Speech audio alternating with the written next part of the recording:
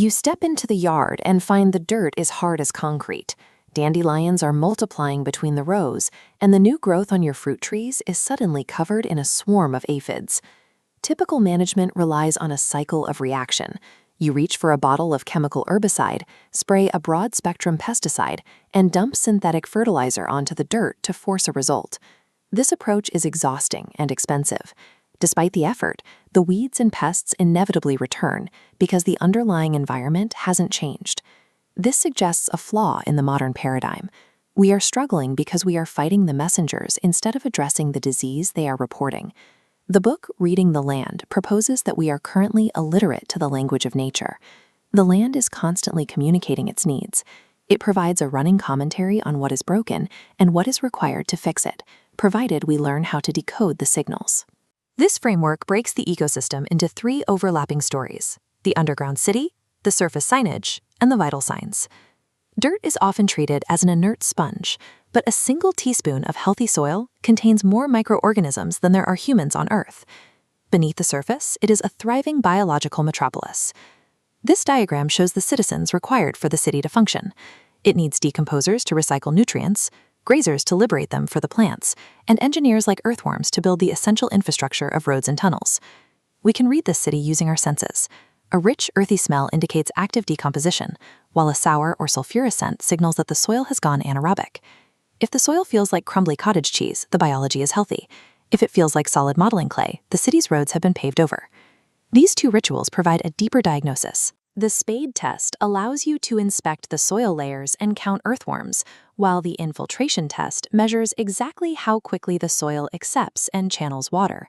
While a dark color is a promising indicator, the city's health is ultimately verified by the presence of this living workforce and their physical infrastructure. Moving to the surface, we can interpret what the plants are writing. In this system, weeds are considered soil's handwriting. This illustration shows the dandelion's deep taproot punching through hardpan to mine calcium and bring it to the surface. Similarly, white clover indicates nitrogen deficiency, pulling free nitrogen from the air to fertilize the ground. In this field guide table, the horsetail row provides a clear warning.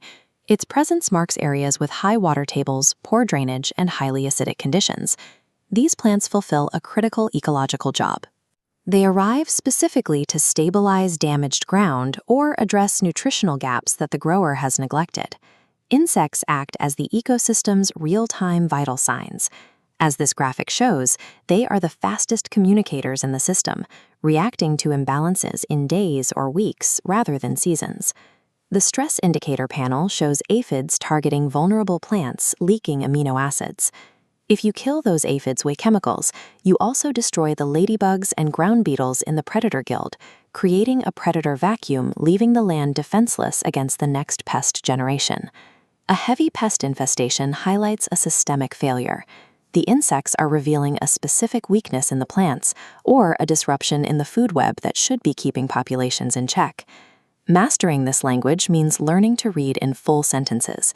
The soil provides the subject, the plants act as the verb, and the insects verify the grammar of the ecosystem. If you observe compacted soil, see a flush of dandelions, and find no predatory beetles, the land is speaking clearly. It translates to, the ground is hard, it is missing organic matter, and the food web has collapsed. This infographic displays the choice facing every grower. You can continue the reactive cycle of treating symptoms, or you can use these signals to address the root causes and help the land heal itself. Developing this fluency changes your relationship with your property. You gain the ability to walk onto a site and interpret its health, history, and needs through the physical evidence left by the ecosystem. Your job description evolves. As this diagram shows, you move from a soldier fighting an exhausting war to a collaborator who observes deeply, interprets wisely, and responds holistically. Read the book to learn the language of your land. Then step outside today to see what your soil, plants, and insects are trying to tell you. The land is speaking. It's time to listen.